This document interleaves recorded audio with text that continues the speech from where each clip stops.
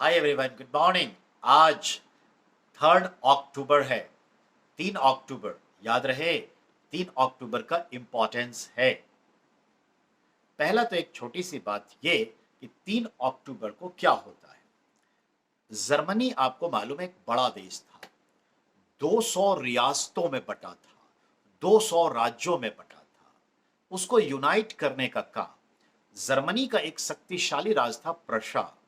और प्रशा का जो प्रधानमंत्री जिसे वाइस सॉरी ठीक है, प्रधानमंत्री जिसे वाइस चांसलर कहा जाता था या चांसलर कहा जाता था, जो था बिस्मार्क।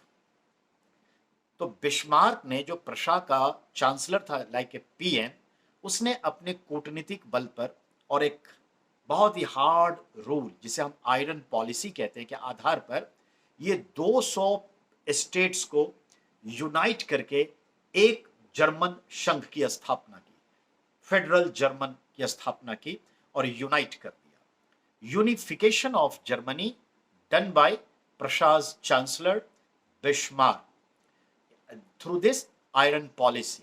इसलिए बिस्मार्क को कहा जाता है आयरन मैन ऑफ जर्मनी या आयरन मैन। वही पैटर्न पे भारत में, भारत के 565 रियासतों, आजादी से पहले यानी 15 अगस्त 1947 से पहले 562 प्रिंसली स्टेट, और आजादी के बाद हैदराबाद, जूनागढ़ और Jammu Kashmir हैजुक 3 state.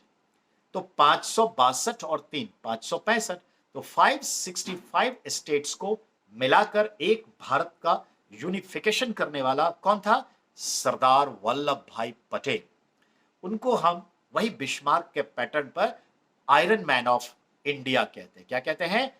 Iron man of India, Bharat का लौह पुरुष, बिस्मार्क ऑफ इंडिया भी कहते हैं। लेकिन ध्यान रहे, मिडाइवल इंडियाज हिस्ट्री में दिल्ली सल्तनत के तहत खलजी डायनेस्टी में सेकेंड नंबर का सुल्तान अलाउद्दीन खिलजी, उसने दक्षिण भारत को भी यूनाइट किया और अपना शासन दिया। लॉ एंड ऑर्डर मेंटेन करता और रेवेन्यू कलेक्ट करता। अपने शासन का, एडमिनिस्ट्रेशन का पार्ट नहीं बनाया, स्टेट का पार्ट नहीं बनाया, पर हुकूमत की। He was the first Delhi Sultanate Sultan who crossed the Vindhyachal mountain and occupying the numbers of parts of the South India. In that respect, उसे भी कहा जाता है दिल्ली सल्तनत का बिस्मार्क, मध्यकालीन भारत का बिस्मार्क। ध्यान दीजिएगा। और हम सरदार वल्लभ भाई पटेल को कह रहे हैं आधुनिक भारत का बिस्मार्क या बिस्मार्क ऑफ इंडिया। ये ध्यान में रखना है। अलाउद्दीन के लिए आएगा मध्यकालीन भारत का बिस्मार्क, और इनके लिए आया बिस्मार्क ऑफ इंडिया या आधुनिक भारत का बिस्मार्क। तो याद रखिएगा, आयरन मैन हम कहते हैं किसको? सरदार वल्लभ भाई पटेल। तो ये जो मैं बात कर रहा हूं उसके पीछे क्या? जर्मनी की बात हो रही है। जर्मनी में देखते हैं first world war, second world war. Second world war में डिफीट हुआ, हिटलर ने फांसी लगा ली, शूट एट कर लिया। ईमा ब्राउन अपनी रखेल लिव इन रिलेशन में रहता था, उसको भी गोली मारी, दोनों अपने कुत्ते को भी गोली मारा, बहुत सारी चीजें हैं। कहने का मतलब यह है, उसके बाद जर्मनी को ऑक्युपाई किया ब्रिटेन ने, फ्रांस ने और रसिया ने, और अपने युद्ध का हर्जाना के संदर्भ में जर्मनी को दो पार्ट कर दिया कि यह शक्तिशाली ना रहे, स्प्लिट कर दिया। एक वेस्टर्न जर्मनी, पश्चिमी जर्मनी, और एक ईस्टर्न जर्मनी यानी पूर्वी जर्मनी। ये याद रखिए। तो एक की राजधानी बर्लिन और एक की राजधानी बॉर्न, ऐसे था। तो दो हो गए। 1945 में आकर दो जर्मनी हो गई। पूर्वी वाले पार्ट पर रसिया की एक तरह से इनडायरेक्ट हुकूमत थी और वो पूरा का पूरा एक्सप्लॉइट कर रहा था, मिनरल्स डैश डैश डैश। और वेस्टर्न पार्ट पे फ्रांस और इंग्लैंड इसका एक्सप्लॉइटेशन कर रहे थे। ये ध्यान में रखिएगा। और ये चलता रहा।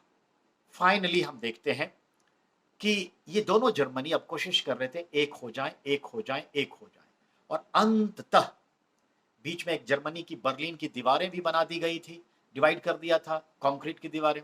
लेकिन ये दीवारें टूट गई। दोनों का प्रेम परवान चढ़ गया, दोनों देश का अंडरस्टैंडिंग आ गई और जर्मनी यूनाइट हो गया दोनों फिर से। जैसे भारत, पाकिस्तान, बांग्लादेश के लिए भी हम सोच सकते हैं, लेकिन देखिए कब होगा। ठीक है, तो जर्मनी का यूनिफिकेशन हुआ 1990 में। और कब? 2 अक्टूबर को बर्लिन की दीवारें गिरा दी गईं और दोनों देश एक हो गए और बर्लिन की जगह बॉन राजधानी हो गई। और हाँ, जर्मनी का यही 2 अक्टूबर, सॉरी 3 अक्टूबर अब तय होता है। 3 अक्टूबर अब तय होता है क्या? German unification day, German unity day 1990 से इसको सेलिब्रेट कर रहे हैं। एक अब जो मैं कह रहा हूं 3 अक्टूबर वो हिस्ट्री से रिलेट करेगा। 3 अक्टूबर 1708, 1708, 3 अक्टूबर को हमारे 10वें सिख गुरु, ठीक है, मालूम है, गुरु गोविंद सिंह, ठीक है, गुरु गोविंद सिंह जो है मदद करने के लिए गए थे जहांगीर, सॉरी, औरंगजेब ने उन्हें एक लेटर लिखा था। लेटर लिखा कि हमारी मदद करने के लिए सेना के साथ दक्षिण भारत में आई। तो उन्होंने जवाबी लेटर, पर्शियन लैंग्वेज चलता था, पर्शियन लैंग्वेज में जवाबी लेटर लिखा, कविता की शैली में, पोएट्री वर्स में। और पोएट्री वर्स में लिखा जिसका नाम है Zafarnama. Zafarnama, this letter is written by Guru Govind Singh to the Aurangzeb as a reply letter and committing that we are coming to help you, ठीक है, military helps in South India। तो वो चल पड़े, लेकिन औरंगजेब मर चुका था साउथ इंडिया में, फिर भी ये गए और औरंगजेब का जो मकबरा था औरंगाबाद महाराष्ट्र में, उस पे जाके नमन भी किए। जबकि इन्हीं के पिता को औरंगजेब ने हत्या कर दी थी 1675 में चांदनी चौक। लेकिन राजनीति क्या है समझिए, जरूरत क्या है समझिए, शक्ति क्या होती है उसको समझना है।